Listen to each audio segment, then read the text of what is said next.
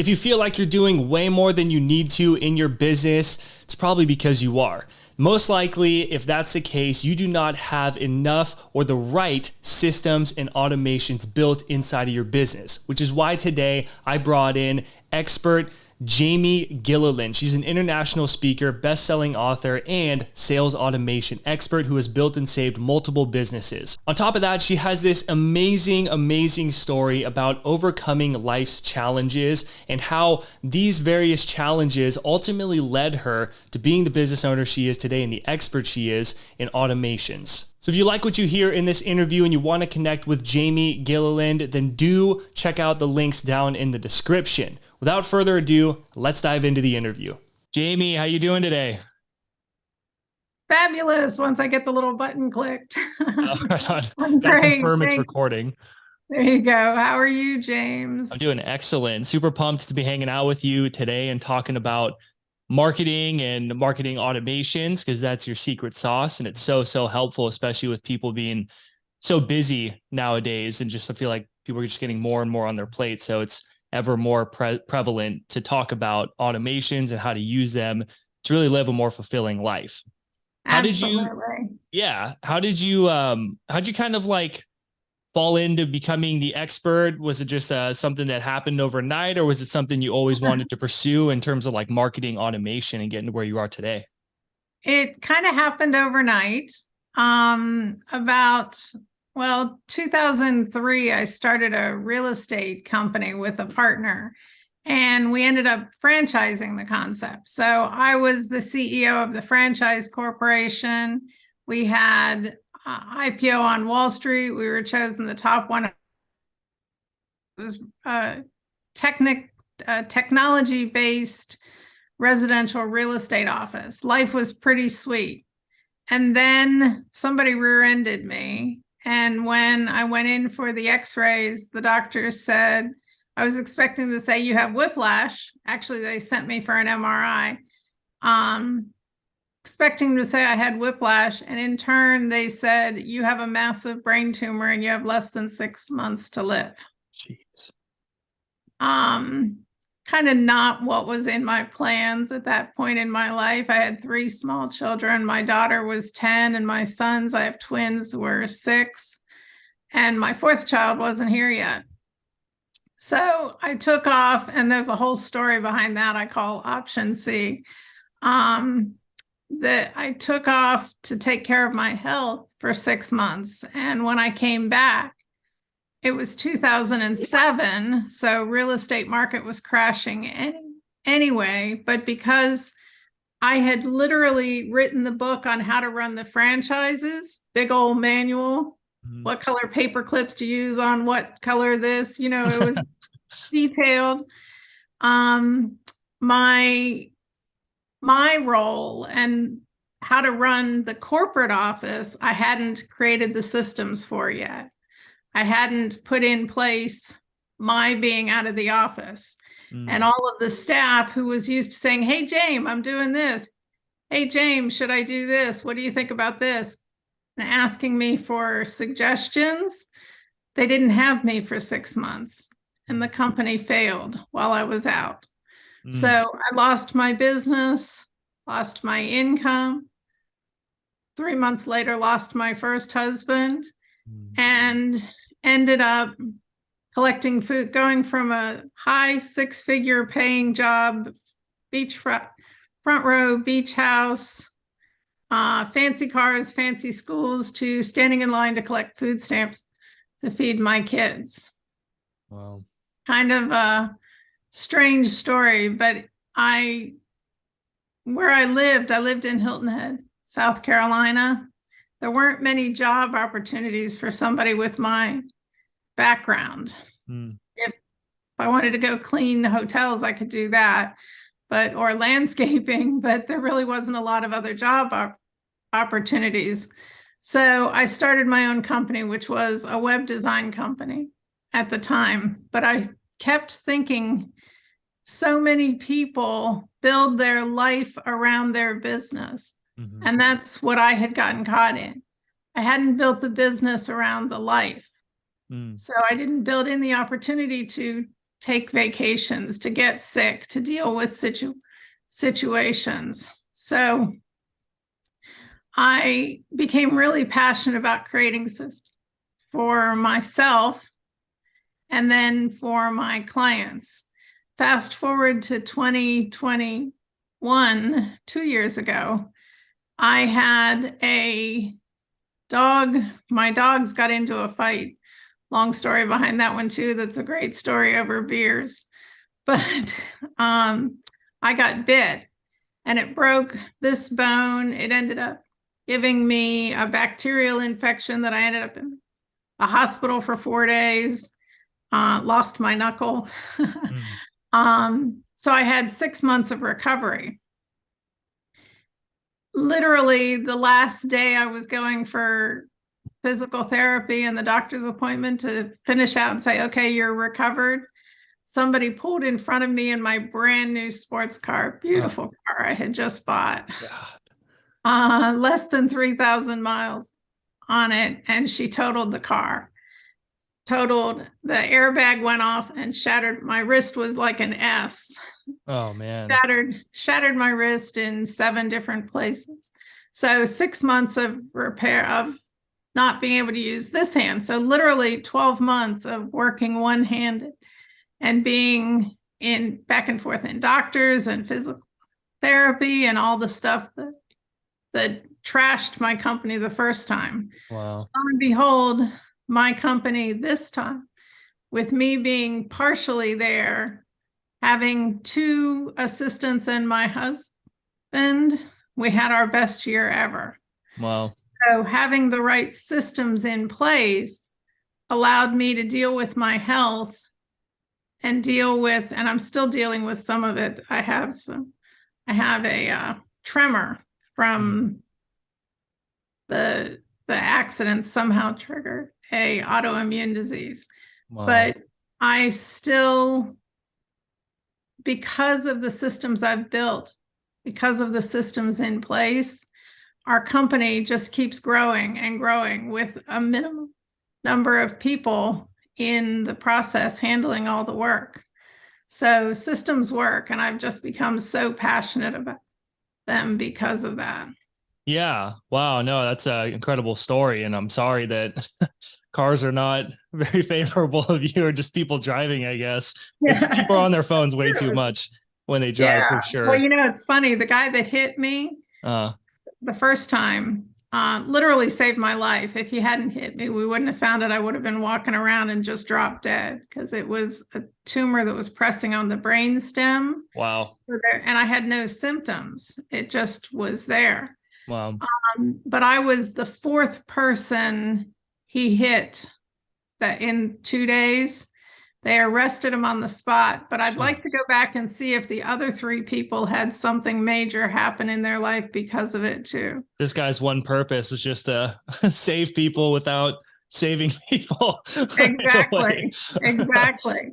Oh, gee, that's crazy. Look in that later. Yeah. Well, okay. So some things I want to unpack here. The importance of systems is just obviously prevalent, because even when that second accident happened, your company was able to have its best year and just continue to grow. And it still does with minimal effort or even a minimal sized teams. I feel like when people hear systems, it's a really big buzzword. People say like scale with systems. They can hear you got to build systems, and then it can be a bit of gray area for people. They can obviously dig into it. And systems can go really deep too, depending on the size of your business, where you're at in your business, et cetera. So what kind of, I guess, how do you approach building systems, I guess, regardless of the size of company? If someone's just starting out, should they even focus on that early on? Do you have to get to a certain point before you recommend to start building systems? Well, systems can be as simple as Calendly for your appointments, right? How many times have you played phone tag? Oh, how about this time? Oh, no, sorry, somebody booked that since I sent it to you, or back and forth with email. That's the very basic first level of systems, but having those kinds of pieces in place from the beginning, lets you be organized in your growth and your follow-up. If you don't have systems in place, I know from past history, people fall through the cracks. You lose track of it. When I first started using Keap is the software that I use primarily for automation. When I bought it back in 2014, I bought it in November, and in the business I was in, November and December were notoriously my lowest revenue months. It was the end of the year. People were out of budget. They were saving for Christmas, every excuse in the book. So I got the hiccups all of a sudden. That's okay. So if I made $2,000 in November and December, I was jumping for joy, which was not a lot with 3 kids, right? Right. Yeah. So I started using Keap, which was called Infusionsoft back then, and sent out my first email in for Black Friday from Keap. Now I had a pretty good sized list at the time. So sent out an offer, made something like $10,000 that month in the last week of the month. Did the same thing in December. Ended up from November of 2014. In the year of 2014, I made $60,000 total. Working from home. I was happy. I wasn't overjoyed, but it was paying the bills. Sure. In November of 2015, I made $60,000 in a month. So I literally 12x'd my company because things weren't falling through the cracks. People were being followed up with. The important ones were rising to the top so I could pay attention to them and take care of them instead of focusing on the person that was getting the free offer from me. So those systems can take a solopreneur over the edge. There's a space there where people get up to, but they can't get over. So it gets them over that hurdle of being able to focus on what's important in their business and still have all the busy work happen. So your first question, I believe, was how do I get people started regardless of their size? And I have a tool I call my activity tracker, which you guys can go to tracker.keepitsimplestrategies.info and download it. It's just a little table, little worksheet, and it has a bunch of columns. And I have my clients set a timer on their phone for every 15 minutes so that they jot down on the sheet what they did for the last 15 minutes, sent XYZ email, copy and pasted this, did that, looked up this, whatever it was. And then at the end of the day, I have them go through and say, the responsibility, if I had a full organization, whose job would it be for this? This would be the social media manager. This would be the bookkeeper. This would be the janitor, right? Whatever it is. So A, they're tracking where their time is going. B, we're looking for repeatable tasks that can be turned into systems. And C, we're starting to build out the org chart and look at where hiring the first person would make the most sense.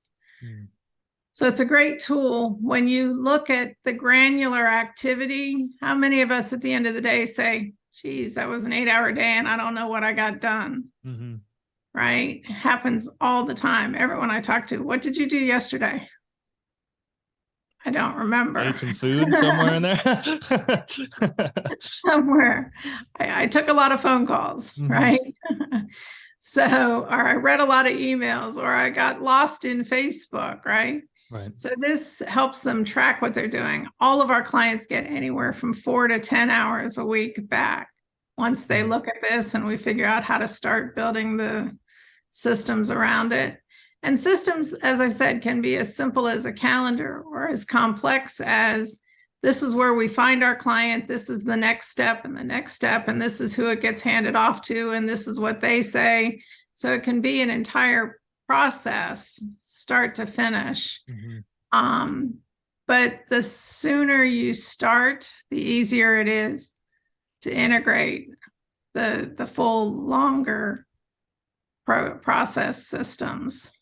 Right. No, I like that. I like the idea of just tracking your time, because you can easily see where you're getting lost in the weeds, or where you're Yeah, procrastinating, or you're just wasting time on things that actually aren't moving the needle. And you can really pinpoint like, wow, I'm actually not even doing the thing that does grow the business, whatever it may be, for whoever's listening.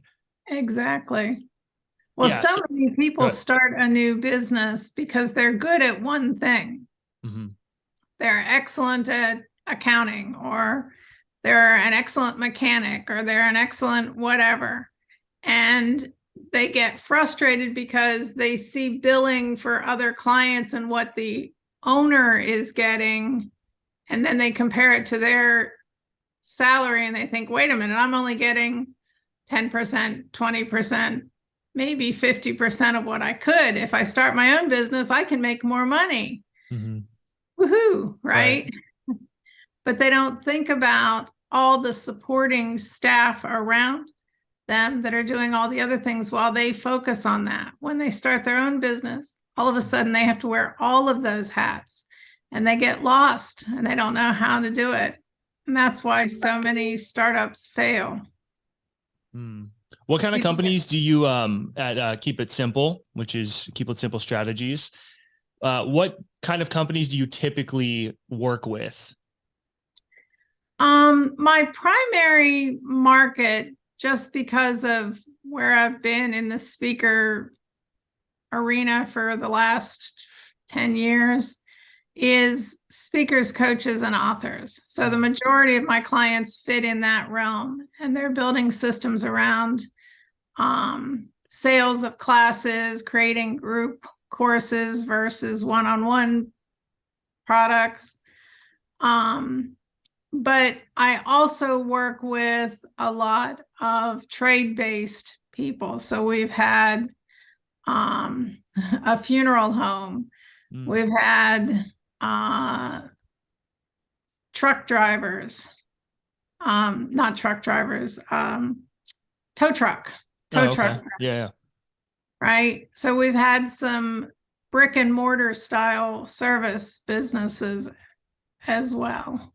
Gotcha. So my audience, mostly coaches, content creators, authors as well, kind of fall under that umbrella of people. What do you kind of recommend for them to, get started in creating those systems? Obviously, there's like tracking your time, but do you notice any kind of common trends you could kind of like, I don't want to say cookie cutter, but kind of give people almost like a cookie cutter, like baseline, at least to kind of get started and looking at their business maybe in a different way for Sure, systems? absolutely. For coaches, the cookie cutter system starts with a good funnel. Where are you attracting your clients? How do they get the download? And please, for the love of God, don't just give them the thank you page that delivers your IP product, because then when you look at your email addresses, you start getting Mickey Mouse at blankwords.com. Right. Right. I've seen some of the most obscene emails that people have gotten, and they've Mhm. given away their intellectual property and not done it. So having them opt in, delivering the product by email so that your bribe, I call it an ethical bribe, they're getting your IP and you're getting their real email address. If they don't give you a real email address, they don't get your IP. Mm. Having that in there, then upselling with whether it's other landing pages or email marketing to upsell them into courses. Having the courses be automated so that the minute they pay, they're given an email with the username and password and access. I see so many coaches that are like, oh, yeah, every morning I go through who's bought, and then I send them access and I send them this. No. Like, What are you no, doing? Put that on the no. tracker. Stop. No, so no, that's no. I'm glad that you brought that up, because I'm the same way as you. I'm really big on systems. I did productivity coaching, and that's where I found out about like automating course sales and things like that. So I learned about systems. I was obsessed with like, how do I trim my work hours, and just being like clean, organized and all that kind of stuff. So, I mean, I get it, delivering it, making sure that things link together. And I think having the right tools is so important. But if someone's listening to this and they're like, holy crap, like that's what I'm doing. I'm manually sending this. I'm manually doing this, granting people access to the course every single time someone buys or the product, or giving them the lead magnet once they give me their email address. Like, that is a clear-cut sign, if you're doing anything like that, that can be automated. There's so many tools available to us where we can just do that. My favorite tool that I use is Kajabi, and they do a great job of just making it really simple. Like, they have the funnels, you click it and it's like, here's the opt-in page, here's the lead magnet. It automatically just puts it all together for you, but kind of depends on the tools you decide to go with. Yeah, of course. And by the way, if your assistant is doing that, that's not any better. No, absolutely. I had somebody else say, oh no, that's what I hired my assistant for. No, they can do other things like responding to comments or email questions. You can't really automate that, and even if you did with like ChatGPT or something, it wouldn't give a great customer experience. So assistants could do that, but no. Yeah. So yeah, that's the first part. The other part that is, I think, really important in creating systems for coaches is the ongoing contact with people. I had a coach come to me and say, oh, I've got a list of 35,000 people. Excellent. Great. When was the last time you emailed them? About a year ago. I'm like, you don't have a list anymore. No. Right. Yeah. I wonder what their open rates would be, the percentage when they start emailing again. By the time we cleaned the list and got rid of the literally dead emails, I think there were 15,000. Wow. And we re-engaged them. So we got them back up and got good open rates for them. I do done for you work as well as just teaching people how to do it so they do it themselves. So we work with startups all the way through. Here's our system. Here's what we want. Go do it. Right. So in terms of that, because it's a big piece of what I teach people with the email marketing. I firmly believe in it. It's worked great in my life. What do you kind of recommend in terms of email marketing? Because I've had people I talk with, they're like daily emails. And then there's some people who are like, all you need is one email per week. What's kind of your take on just staying active and keeping that list fresh? It's kind of a double-edged sword. So minimum would be once a week. Minimum. Yep. I like the daily if it's content rich. If it's buy now, buy now, buy now, buy now, buy now, buy now, buy now, buy now, it gets overwhelming and people are going to unsubscribe. Right. Now, I have some coaches who are brash and abrasive, and they say, that's fine. That gets them off my list. If they're not going to buy, then get rid of them. And some people have that mindset and that works great. Others are more nurturing and don't want to say, hey, you haven't opened my emails, I'm deleting you off my list, right? So keeping the list engaged, in order to do that, you've got to give them good content. So whether it's, daily tips, whether it's stories that are your parts of your own story, parts of clients' stories of how they had X problem, they took Y course and they got Z results, whatever the success stories are, with little, hey, by the way, book a call with me and let's talk about how we can get you the same successes. I know a really popular strategy I've seen with people is where they send their email very content rich, and at the bottom they just kind of do like the PS, like, by the way, whenever you're ready, here are a couple ways that I can help you. And it can be like, 1, you can book a call with me, or 2, check out my course or join my Facebook group, and limiting it to like 3 different options. I kind of like that approach. It's something I even do with my email list. I think there's a time and a place where it's time to do like the hard sell where you're very direct. Right. But I think for the most part, like, yeah, I agree 100%. It has to be content rich and showing that you're there for them. Kind of what you said got me kind of thinking. If I feel like if you're a very nurturing person, it's going to show in your emails, and it should show in your emails. But if you're a very direct person, you can show that in your emails. But I wouldn't say like it, I would say like pay attention to who you are if you're listening right now to like, if someone tells you you need to be direct in every email and you're a nurturing person and it feels off to you, then I mean, I'd say to kind of go with your gut on that part. Yeah, absolutely. And that's why I say there's no one size fits all. Mhm. It's what works. And yes, the content rich with the PS is one of our best strategies. However, Mm. I keep it to one call to action. I Mm. don't give them three options.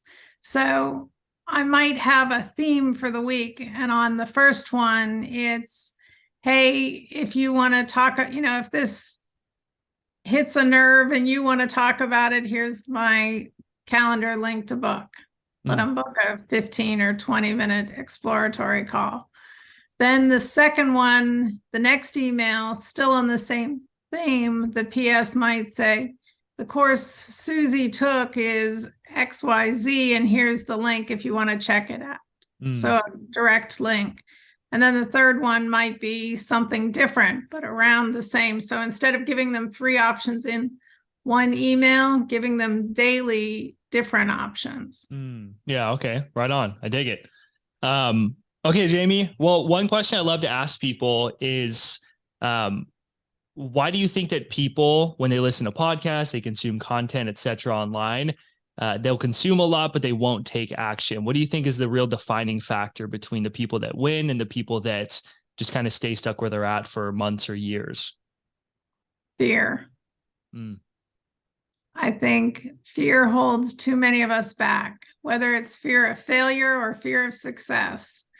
There's something, if you're not 100% focused on your results. And one of the things I do is every day in my journals in the other room, I write down in the morning what my long-term, my BHAG goals, the big, hairy, audacious Sure. goals, right?